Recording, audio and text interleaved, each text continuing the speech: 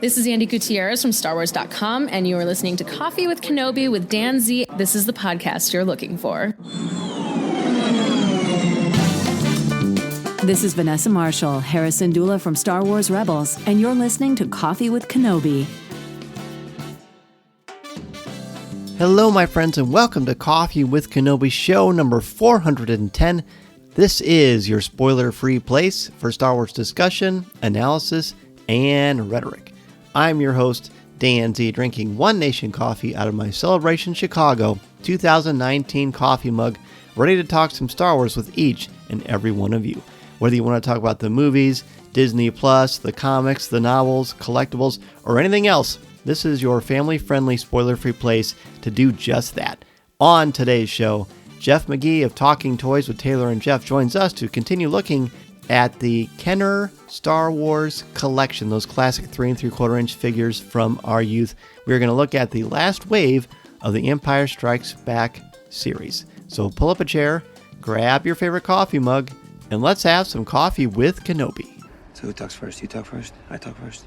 Returning to Coffee with Kenobi to join us to discuss the 42 to 48 card back figures from the Star Wars The Empire Strikes Back Kenner action figure line is, of course, Mr. Jeff McGee. Hi, Dan. Thanks for having me back on. Of course, my friend. This was all predicated. We did the last one in February. It was show number 394 for figures 32 to 41, but this is 42 to 48. However, for those of you keeping score at home, there are actually how many figures in this line or in this wave? There are actually 9 figures. There are only seven more figures on this card back than the last one, but it actually consists of 9 figures because this was the wave in which we got the R2-D2 with sensor scope and C-3PO with removable limbs. They replaced the original versions of their figures from the last card back, so they only added 7 figures in total to the card back, but we actually got 9 new figures. Interesting. Everybody got that? I think so. Well. So what are the 9 figures that you're talking about? Who are they? So the nine figures, and this is the order that they appear on the card back, with 2-1B for some reason plopped right in the middle of all of them from the last wave. We have the TIE Fighter pilot. We have Zuckuss. We have 4-LOM, and I'm using the quote-unquote correct names. These are the names that Kenner assigned to them in the originally. Yep. We'll talk about that later. Yep. The Cloud Car pilot, the AT-AT commander, as I mentioned, R2-D2 with sensor scope, C-3PO with removable limbs, the Hoth Luke, or Luke Skywalker in Hoth outfit, and the Bespin security guard, which was the second version of the Bespin security guard that we got. This one is representing an African-American actor. Or character, I should say. Right. Exactly. So I will say off the bat, a couple things inspired this. One, I wanted to have you back on, of course. We promised each other we wouldn't wait 6 months to a year between listing all these figures. So check the box there. Boom. And also, I've been posting all over social media. I finally got the Mandalorian Retro 3 3/4-inch action figures in. I've been having so much fun posing them, taking pictures of them. And I just thought, yeah, let's talk retro figures tonight. So I'm very glad that we are making this happen. And I'm still seething with envy over your acquisition there. I'm moving soon, so I don't want to buy that set until I'm moved. But I'm afraid that they're going to be sold out by that time. It's a problem, folks, and you'll have to excuse my dog sneezing into the microphone next to me. Even your dog is having a hard time. You could just order them and just keep them in the box. Dan, have you met me? I have, and I don't do very well. Hard. I don't do well with those sorts of things, but it's a possibility. I'm still considering it. Yeah, I totally understand. I would be very much in the same boat. So let's go ahead.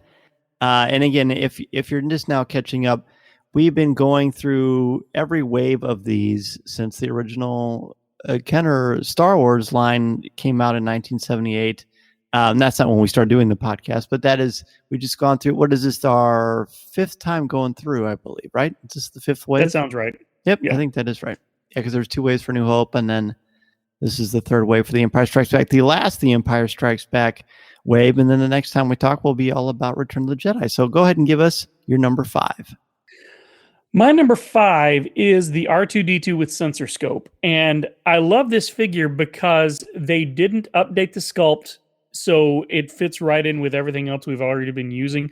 All they did was they added a sensor scope to one of the panels on his head. And I love this one because the sensor scope comes up about a half an inch, but you have to really work. You have to break it to remove it. So it's impossible to lose it. And I love the way that they fashioned that sensor scope, because when you pop it all the way down, it fits in almost flush with the rest of his head, but there's a little bit of a lip out there that you get your thumbnail underneath that you can pop it up with. Other than that, it's the same figure that we got in the first line. Same sticker on his canister on the front and back. The head still clicks when you turn it. So it's sort of the best of both worlds. Normally, I would complain about, well, we're just getting another figure. It's the same figure that just added one thing to it, but there's such an added amount of play value with this feature, with this sensor scope, that I just love it. And I just had a lot of fun. This was my favorite one when I was a kid of the R2-D2 figures that we got. Oh, that's cool. Well, plus at this point, it's very possible that the original R2-D2 that you have wasn't in as good of a shape.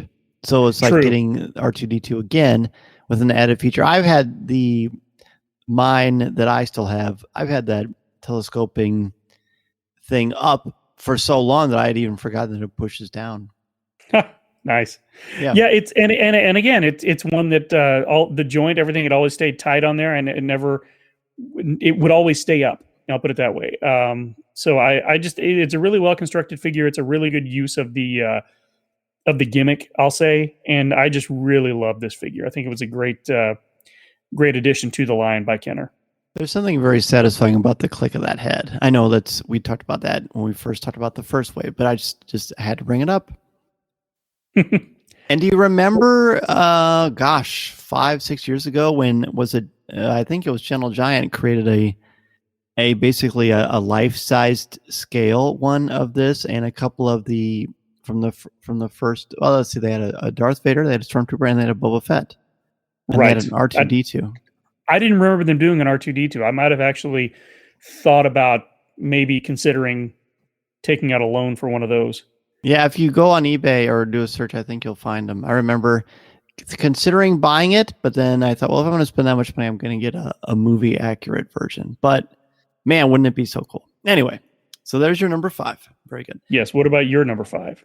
My number 5, and I'm just going to say, I haven't said this yet, to me, this is the least exciting line of all the lines we've talked about. I don't know how you feel about it, but I actually had a hard time coming up with a couple to fill up a top 5, because a few of these are like, oh, okay. And I actually don't have Forlom. No, that's not true. I don't have Zuckuss. See, I'm doing it already. I don't actually have Zuckuss, but Zuckuss is my number 5. So he's also the one that got away. It's exactly right. And I'm a little surprised I don't have him. I don't understand how that happened, unless he somehow got lost in the move, but I didn't lose any figures in the move, so maybe I just never bought him. But still, that just seems hard to believe. Either way, this is Zuckuss as originally named by Kenner, and when you look at him, he's basically like an early version of the murder droid from Dr. Aphra, 000. But I mean, sort of 000 was the same model as like a C-3PO. Yeah. Zuckuss had more of like a fly-like head. He has more detail, kind of like futuristic as we thought. But I get what you mean, though. Yeah, personality-wise, he is definitely he's more of a murder droid. So yeah, I get you. Plus the way, like, if you look at some of the classic pictures of this figure, the way he stands and some of the detail on the arms and the helmet, it kind of reminds me of sort of a hybrid like precursor, which obviously it isn't. Well, maybe, I don't know, maybe it is. I haven't asked Karen Gill on that, but either way, I just think it's a really cool looking figure, very unique. Again, a very, very fresh approach. They continue to, and naturally they're going off of what the films have given us, but they continue to take these sculpts and make them fairly movie accurate, but also add a little bit of their own style to them. And I never feel like they're recycling. I think, I know Taylor is not able to join us tonight, but I feel like you could say that He-Man certainly did a ton of recycling, but Kenner never did. And this is a great example of that. Yeah, if they did, it was very, very rare. They did it a lot with weapons mostly. But this one did not make it onto my list, but only because I assumed he was going to be on yours and we'd be talking about it then. I do love this figure, but it leads into my number 4. My number 4 is Forlom, so that works out. Oh, Forlom, I put on my list instead of Zuckuss because I just love his coat, that soft goods coat that he had, and his the harness that goes around his chest.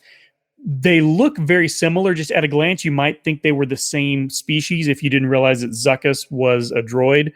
Forlom, of course, is a Gand and has to wear like a breathing apparatus. But the other thing I loved about Forlom is his gun looked like a saw.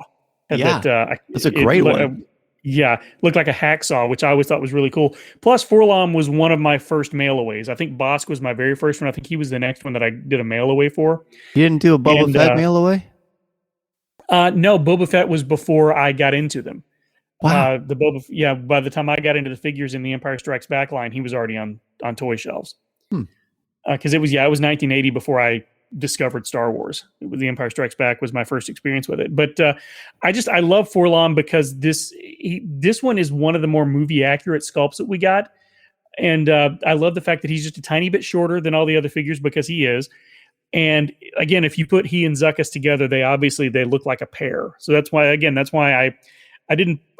assumed Zuckuss would be on your list. So I put Forlom on mine. And for those that are wondering about my comment about the naming convention, West End Games in the 90s, quote unquote, corrected the Kenner naming of Forlom. And they said that, no. Zuckuss is actually the Gand and Forlom is the droid, and I never really understood why, because it didn't hurt anything other than Forlom is really for LOM, which is a convention of naming the droids, and so it actually does make more sense. But I still don't understand why it needed to be quote unquote corrected, and I'm still upset that when Gentle Giant did their jumbo versions of these figures, they released this figure with the name Zuckuss and the droid with the name Forlom. I never understood that either. I didn't understand that either, because if you're going to make it retro and classic, then do it retro and classic. Exactly. I believe that Steve Sansweet said, and this might have been in passing, that when I was at a Rancho Obi-Wan Gala, or I'm not sure how exactly I remember, but I do remember him saying that I think Kenner had made a mistake originally, and that they just never bothered to fix it. Nor should they. Maybe it was West End Games that made a mistake. Maybe it was George Lucas that made a mistake. Well, that seems unlikely. And plus, it makes sense. And because it was originally a different name, whenever I look at that character, I always have to think to myself, okay, no, it's Forlom because it's a droid, but I used to think of him as Zuckuss and blah, blah, blah. Yeah. I always think of him as Zuckuss. I just can't. I can't not do it. So, fair. But yeah, he's my number 4. He would have been higher, but again, since I didn't want to put Zuckuss on the list, I dropped him a few places so I could talk about him a little longer. Sure, makes sense to me. My number 4 is the black Bespin security guard. Nice. Now, tell me about this one, because I have some opinions on this guy. So this one and the Cloud Car palette. I have carded versions of them still, back from when they were in a Toys R Us bin, like back in like 84 or 85, and they have a free Revenge of the Sith sticker on them with Admiral Akbar on the front. Oh wow, they're pretty cool. But I also have them opened as well. You mean Revenge of the Jedi, right? Did I say Revenge of the Sith? Yeah. Of course.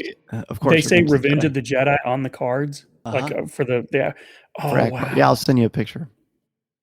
It's pretty cool. But I've always found this figure interesting. In fact, I like his version better than the white one, just because the fact that they actually tried to do something with diversity besides Lando. I mean, Lando was in it, but he's the only black character in the first 2 films. So the fact that we got a character that it still has a similar uniform, almost identical, I would think. But I just really like the look. I like the fact that they took that step. And as a kid, I just remember thinking it was cool that there were different Bespin guards. So yeah, that's why. And I agree. And I do like that, you mentioned before that Kenner never reused any parts or body parts or anything. I do like that. They could have very easily just taken the torso and legs of the original security guard and just put a new head and arms on it. But they did give us a completely new sculpt. The only thing that I don't like about this one is he's hyperposed. He's sort of leaning back on his right leg and he's got his left leg stuck out. And his arm's more bent too. His arm is more bent. You wouldn't think it would be that big a deal to me, but it is, because the majority of the Kenner figures are in a very neutral pose. That when we got figures that were in a pose, it just seemed off to me, and I always thought that maybe the figure's legs were warped or something, and that wasn't. That's just the way it was sculpted. But it just aesthetically, it doesn't fit in with the rest of the line. Okay. And I wish that they had just given him a neutral pose. I'll have another comment about that here in a second. But that's the only reason that this guy didn't show up on my list, because I do agree. I think it's a better figure than the Bespin security guard that we got originally. And the fact that we do have a different body sculpt on this one is even cooler. And again, like you said, I give points to them for trying to inject some diversity into the line as well. Right. Which I don't know that I necessarily thought that when I was, 7 years old. But I remember not thinking anything, just, oh, cool, another figure. You know what I mean? Right. I always wondered why they did. And then when I thought about it as a kid, I was like, oh, I bet it's because he's a different color. And okay, I get it. But mostly I just thought, oh yeah, again, I was like, oh, cool, another Bespin figure. I like, because I like the outfits, costumes that they wore. I loved, the gold piping and everything on there. I think it's cool. And actually, like I said, I do think this figure is a better figure than the other one. I just don't like that pose. Yeah. Which is why my number 3 is not any higher than it is. My number 3 is the Hoth Luke. And the reason he's not any higher is because he's posed. He's not in as drastic of a pose as the security guard, but he is posed. He's not in a neutral pose. He's neutral stance rather. He's got one leg bent up. His right knee is bent up a little bit. And the only other thing that I don't really like about this figure, the face sculpt looks rough, which in retrospect, it probably should. But when I was a kid, I didn't realize this was supposed to be Luke Skywalker all the time when I would just see it at a glance. That being said, I love everything else about this figure. I love that he's got, the gray boots sculpted on. I love the body sculpt on this thing is great. I love he looks different than the regular Rebel soldier. You can tell it's supposed to be someone different, and I like that he's got the little Rambo bandana hanging down, and that it was soft enough plastic that you could turn his head to the right, and it would kind of fold up like cloth would. So I do like the figure, and it would be higher on my list. It would probably be number 2 or number 1 even, had he not been in that pose. Had he been in a more neutral stance, I would have liked it a little more. I'm fascinated by this, especially because I didn't know that. Well, no, I think that's cool. You're an aficionado, and I guess his pose is a little different than some of the other characters. Although I will say that Han, a lot of the Han poses are a bit more extreme. Like the Hoth Han is kind of extreme. His pose too. Well, not his legs. His arm. No, his arm is not his legs. That's true. Yeah, his arm is, and his arm is sort of the same way that the first Han Solo was as well. He had the quick draw arm, but the reason this has actually become more of a problem for me later in life, because when the Power of the Force 2 figures came out, if you remember the Hoth Han figure from that line, he was in, basically his legs were completely splayed apart. It looked like he was straddling something, trying not to fall over it. And it always bugged me that all of the first round of Han figures we got were all in these really ridiculous stances, so you couldn't just stand them up in a neutral pose. And that has sort of soured me on it even more than I was as a kid. So blame Hasbro. Interesting. All right. Well, I've learned something new about you. I don't know that I knew. And even more than that, I think we're burying the lead. How did I not know you didn't find Star Wars until 1980? How's that never come up in all these years of us being friends and all the countless hours I not only heard you talk about Star Wars, but be on shows with you talking about Star Wars? That's crazy. Well, the whole thing is the first time I saw anything Star Wars, my brother took me to see The Empire Strikes Back in 1980. Laugh It Up, Fuzzball, made me giggle. And after that, I went to get my first figure, which was a C-3PO and was on an Empire Strikes Back card. Oh, okay. That part makes sense, because I know you and I both had 3POs, our original figures. Yep. That's cool. Well, it's kind of perfect, because as much as Empire means to you and all of that. So, okay. I love it. All right. My number 3 is the AT-AT Commander, which I feel like at first blush is kind of a lame pick, perhaps. But again, there's nothing in this particular wave that floors me except for the next couple that I'm going to mention. I guess suffice to say, it looks like General Veers. Like legitimately looks like General Veers, even though they don't say that on the card. Anything that I could use to put inside that AT-AT cockpit was a win. And I kind of like that he's a little bit more of a thinner, slim down figure, but he doesn't look gaunt, if that makes any sense at all. And he also came with a really cool blaster rifle as well. So that is my number 3. And I also like the contrast of the color of his uniform to his skin tone. I think there's a nice aesthetic there. Well, you're right. That is a to me, it's always been a boring figure. The only reason I will give any credence to it is because I respect your opinion as a Star Wars fan, thank you. the fact that this is basically a Julian Glover action figure, who played General Veers, who also played Walter Donovan in Indiana Jones and the Last Crusade. So it gets some cool points there, but I would have been more comfortable if you had put this guy at like number 5 or number 4, but having him halfway down your list. Knowing your love of the AT-AT driver, though, which I believe he was your number 1 last time, he was. That actually makes perfect sense. And if you put the two of them together as a team, it does make a striking. That's why contrast between their That's why. Does he look better than the so. Zuckuss? No, but I don't know. I think just the AT-AT connection is what puts it over the top. Oh, and you're right. And I like that he's got. It always weirded me out that it looked like he had armor underneath his tunic. See, I think that's cool. It kind of comes up in a ridge. Yeah, it is cool. It's just it's odd to me. But so that's, like I said, that's a reasonable pick based on your love of all things AT-AT. So yes, I'm glad that I made the cut.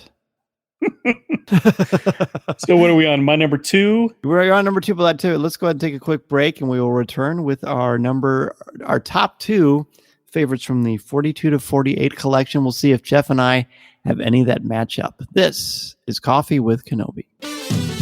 This is Vanessa Marshall, and you're listening to Coffee with Kenobi.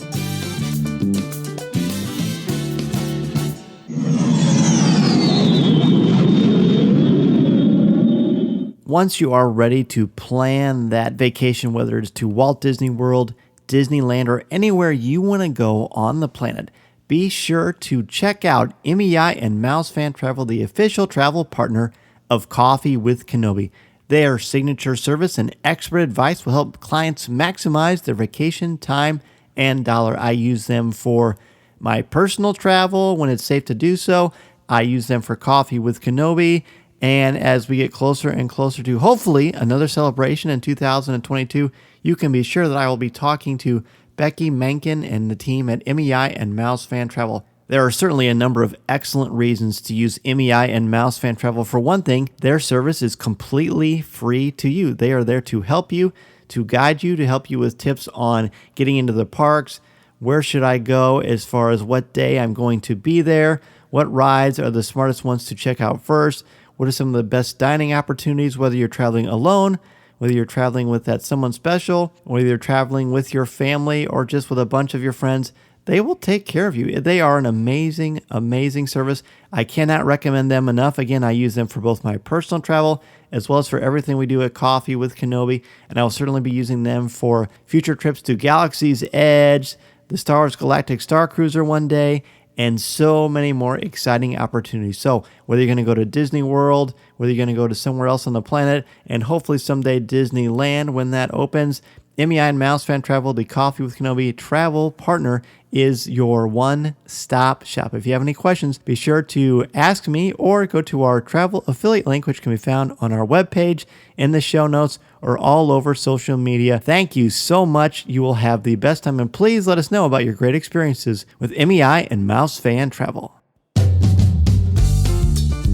We are back, and we are up to our top 2 of our favorites from the Kenner, The Empire Strikes Back, the last wave of the Empire Strikes Back action figures. And Jeff, I legitimately, since you mentioned Luke already, I legitimately have I do have an idea of what one of these might be, but I won't say anything for fear you might show your hands too soon. But what is your number 2?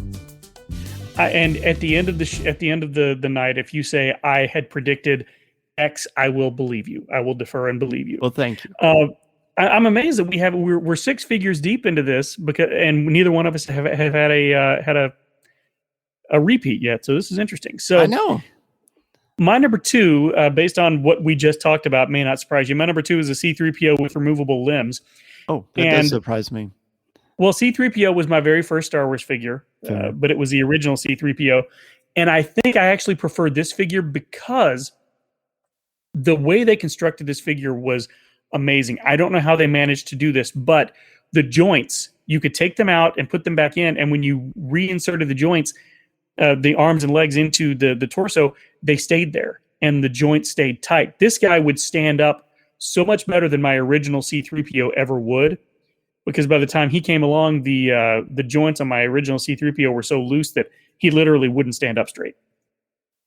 This guy I never had any trouble with, and somehow I never lost any of the limbs. And I think it's because Kenner took the time to make the posts and everything fit so well together that they didn't fall out when you're carrying them, and they made it really easy to remember to put them back in, because there was something very satisfying about snapping everything back into place for me as a kid. I don't know.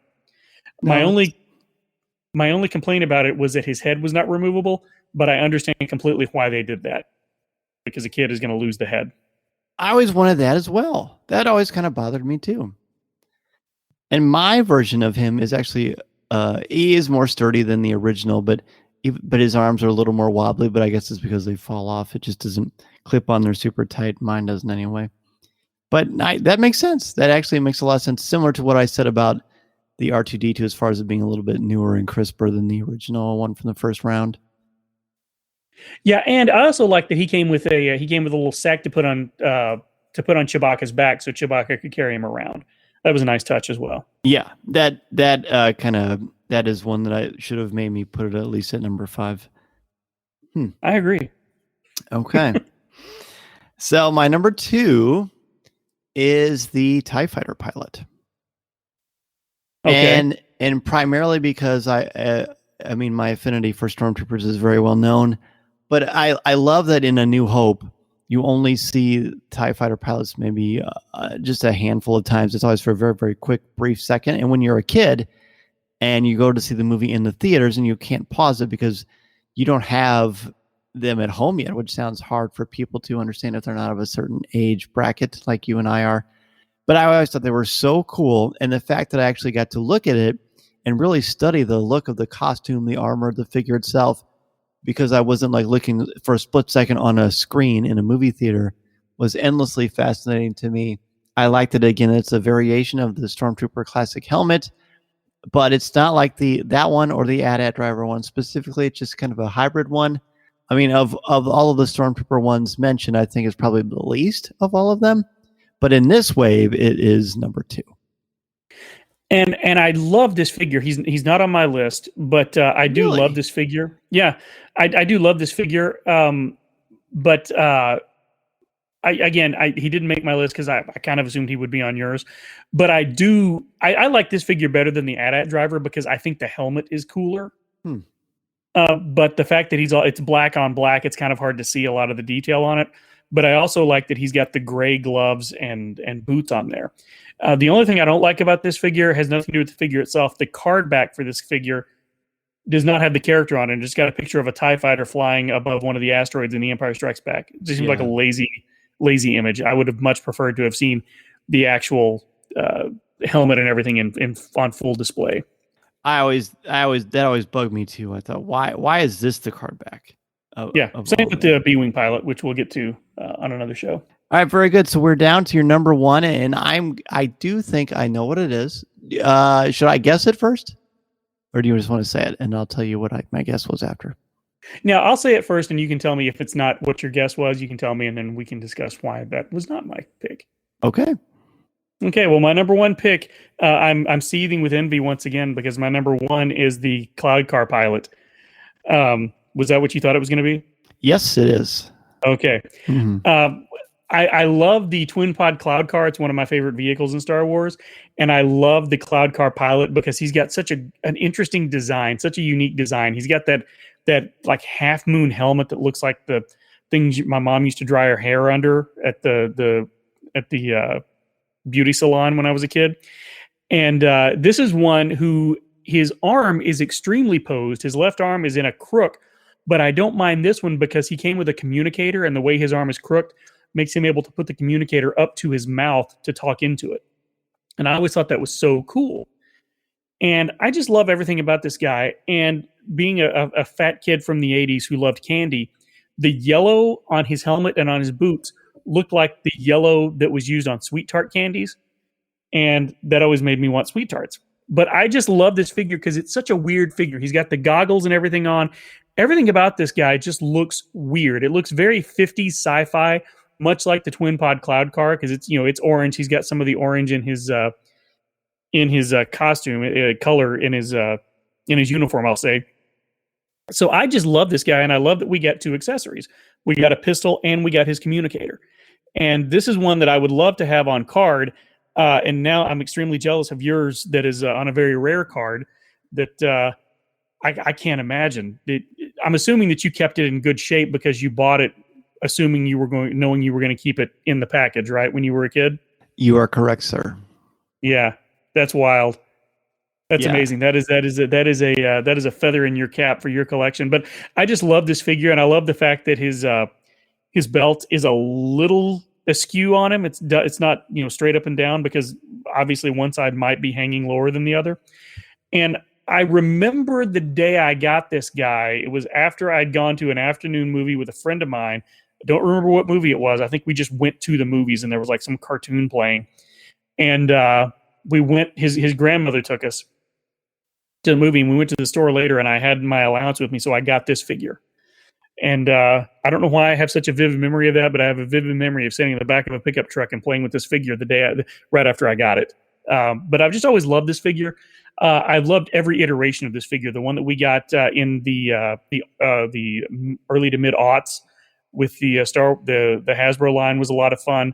I didn't even mind the one that we got in the Power of the Force 2 line, which is not one of my favorite lines, but this figure was one of the ones that I can live with. I wonder if we should ever, when we get done with these, if we should go through the Power of the Force lines. I don't know that we ever talked about that line either. Man, how's there so many things we haven't talked about? That's great. That's so cool too. But eventually maybe we will go that direction. I think you could make a case for these Cloud Car pilots that if they walked onto an episode of Buck Rogers, you wouldn't even bat an eye because they just don't look Star Warsy. They are. And I think that's what I love about them is because they do fit in. They don't look Star Warsy, but that's because Bespin has always been sort of a world unto itself. Mm-hmm. And I think that's why I've always been kind of drawn to it because it is sort of, I always felt like it was George Lucas's tribute to the serials of his youth. Those Buck Rogers serials of his youth. He made everything else sort of his own, but this is the one that really felt like something from the 50s to me. Yes, that's cool. Yeah, or Flash Gordon-y or something. Yep, I agree. All right, well, my number one is, do you think you know what my number one is? I can't even begin to guess. Really? Yeah, you've surprised me so much so thus far. I'm glad. My number one is Luke. Is Hoth Luke. Okay. Shouldn't surprise. Now that you said it, it makes perfect sense, of course. If we ever decide to do like a top 5 of the entire wave, it's going to be in there for me. I have the larger Gentle Giant version of it because that one and the Han one. I have that one, the Han one, and the Snowtrooper just because it's Hoth, and Hoth is my favorite. Right. But there's something about the fact that I used to use the Rebel Hoth Trooper forever as Luke, and then when I actually got Luke and I saw the detail and I saw there's a little bit of gray, and the fact that his scarf kind of waves out like it does when he's walking across the plains, trying to find shelter, the way the binoculars are on the front, the posing of the feet and the legs never bothered me. In fact, I never noticed it until you mentioned it at the top of the shell.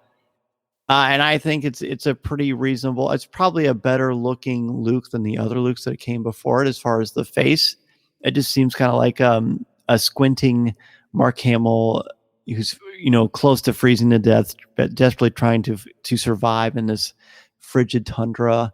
But I really think again, it's just I love that I could turn his head and the scarf would still stay exactly the same. And when there are newer versions of this, and Mason has a couple of newer versions of it, I just find it's like because you can like rotate the scarf around. I'm like, no, it just has to hang down the whole time like it does in the Kenner one. But Right. It is one that I've always loved. And this was another one that I got as a mail away. It was available as a mail away before it came out on card. That's right.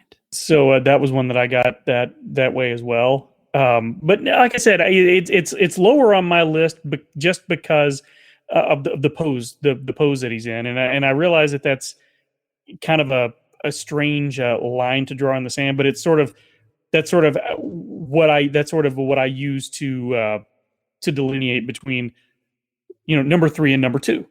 Sure. To that point, I was like, well, where does this go? Okay, well, I'm going to put him lower because he's in this pose. So it's not something that's really it's not a deal breaker, but it's a deal bender. Oh, ooh, another first. So I mentioned earlier in the show that this was my least favorite line of all the lines that had come so far. How do you feel about that? Or I think you're right. Saying interchanging that? They're not synonyms. I think you're right. But honestly, I look at it and I look, we got Forlom, which I love. We got Zuckuss, which is a great sculpt. We got the Cloud Car Pilot, obviously one of my favorites. But I think the fact that it was really only 7 new sculpts makes it a little less interesting. But the changes that they made in R2 and C-3PO are pretty exciting to me. But I do agree. There's something a little uneventful about it, and maybe it's because we only got, well, you consider R2-D2 and C-3PO main characters, but of the human characters, we only got one new version of a main character, and none of these are major characters. At least in the last line, we got Yoda. The last wave, we got Yoda, who Sure. served a huge purpose later on. So this one seems more of like an incidental line. It's sort of filling in the gaps with a lot of these characters, but still, I didn't have any trouble coming up with 5 out of the 9 that we got. So there's something to be said for that. But I do see where you're coming from with that. Absolutely. I had a hard time coming up with my number 3 of all things. I don't know why. Listening to Coffee with Kenobi, you are with Dan Z, the podcast you're looking for. This is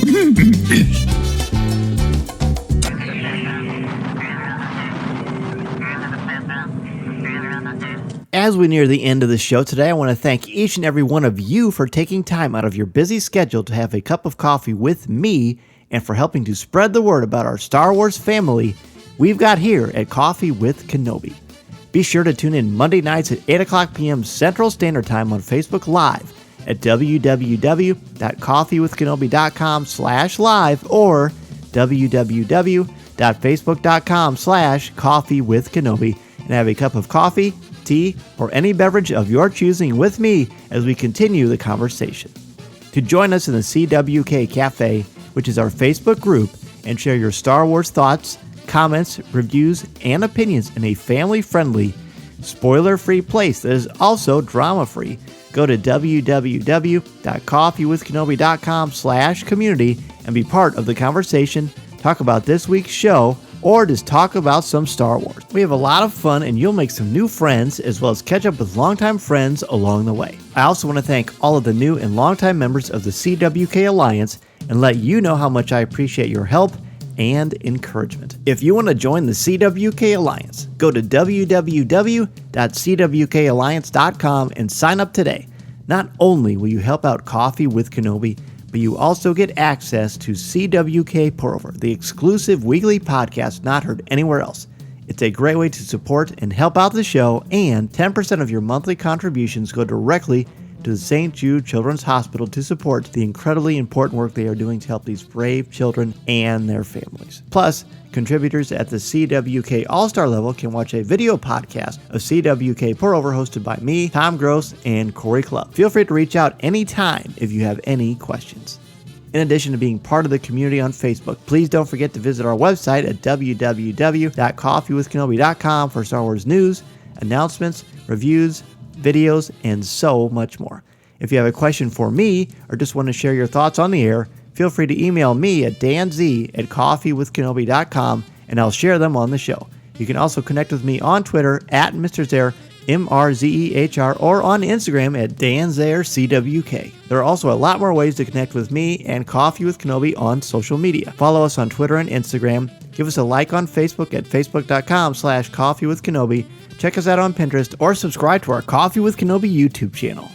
On our YouTube channel, you can find Facebook Live video, different interviews throughout the years, highlights of video coverage throughout the Coffee with Kenobi history, and the audio podcast itself. You can order my book, The Star Wars Book, which I co-wrote with Lucasfilm's Pablo Hidalgo and Cole Horton, on Amazon, Barnes & Noble, Target, Books A Million, Walmart, or anywhere books are sold. You can also find my writing on Coffee with Kenobi's website, as well as StarWars.com, where I am an official blogger there, and on IGN, where I contribute occasionally to articles about Star Wars, as well as other popular culture topics.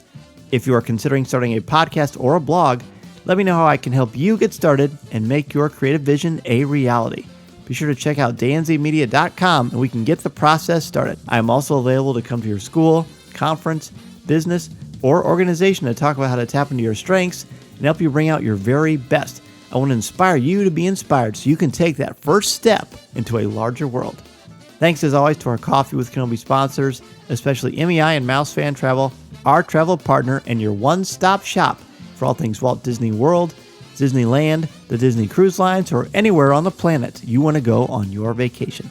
Please go to www.coffeewithkenobi.com/mousefantravel to book your magical vacation and help support Coffee with Kenobi in the process. If you like the show, please tweet out that you're listening, share it on Facebook, or invite your friends and family to tune in and share a cup of coffee with us. And if the Force is especially with you, please take a couple of minutes to rate and review the show on iTunes or Google Podcasts. Every review makes a huge difference and helps to spread the word, and I can't thank you enough for your help, for your support, and your friendship. I love so much being a part of this wonderful Star Wars community, and I can't thank you enough for all that you do for me and Coffee with Kenobi. So, but still, talking to you about this is always great, and you always get me to look at things differently. And I've spent a lot of time thinking about and collecting and playing with and posing and setting up these figures, but you always give me a fresh lens to view things through. So I'm so grateful for that, and obviously that is very apparent in all of your wonderful shows that you've got. So first, most importantly, thank you, of course, for coming back to the show. And please let everybody know where they can find you and all of your wonderful work. I'm glad you asked. You can find me wherever you find podcasts, but everything that I do is housed at marvindogmedia.com. There you can find Talking Toys with Taylor and Jeff, which is a podcast about toys that I do with my buddy Taylor, and I'm the Jeff in that scenario. I also do a show with our friend Matt Moore called Star Wars Splash Page. That is a weekly review of Star Wars comics. That's a lot of fun, and when there are no new comics, we usually have an interview with a creator of some sort that Matt has scheduled for us. You also have the Saturday Morning Supercast, which is a discussion of breakfast cereals and Saturday morning cartoons from our childhood. There's also the pilot episode, which is a discussion of all things television. We review the first episode of a different TV series every time out, and that's honestly, of all the shows that I do, that's probably the one that I find the most fun because I'm a big TV nerd. So you may find me a bit more even nerdier on that show. And also, last but certainly not least, Bantha Banter, a Star Wars chat show where I sit down every other week with my friend John Noreen to discuss the minutia of the Star Wars universe as we know and love it. We usually try to discuss a moment from the film or something to do with the films, and then John is a composer, or a conductor rather, who knows everything about music. I call him Dr. John because he does have a doctorate in conducting, and so we usually spend a lot of time talking about something to do with the music of Star Wars, which, as we all know, is a very vital element of the film series. So absolutely, we have a lot of fun with that. That's available, like I said, everything you find podcasts, and if you just want to go to marvindogmedia.com, you can find everything there. So be sure to follow Jeff everywhere on social media and subscribe to all of his podcasts. They are as wonderful as he is. I want to thank each and every one of you for joining me today on Coffee with Kenobi, and I look forward to sharing next Monday night's Facebook Live at 8 o'clock p.m. Central Standard Time. We will be looking at your top 5 favorite Finn moments. And of course, as we get closer and closer to the debut of The Bad Batch, we'll have lots of coverage here for you on Coffee with Kenobi. Have a great week and weekend, everybody. And remember, this is the podcast you're looking for. This podcast is not endorsed by the Walt Disney Company or Lucasfilm Limited. It is intended for entertainment and informational purposes only. The official Star Wars website can be found at www.starwars.com. Star Wars, all names, sounds, and any other Star Wars related items are registered trademarks and or copyrights of Disney and their respective trademark and copyright holders. All original content of this podcast is the intellectual property of Coffee with Kenobi unless otherwise indicated. This is the podcast you're looking for. There's no one here. Move along.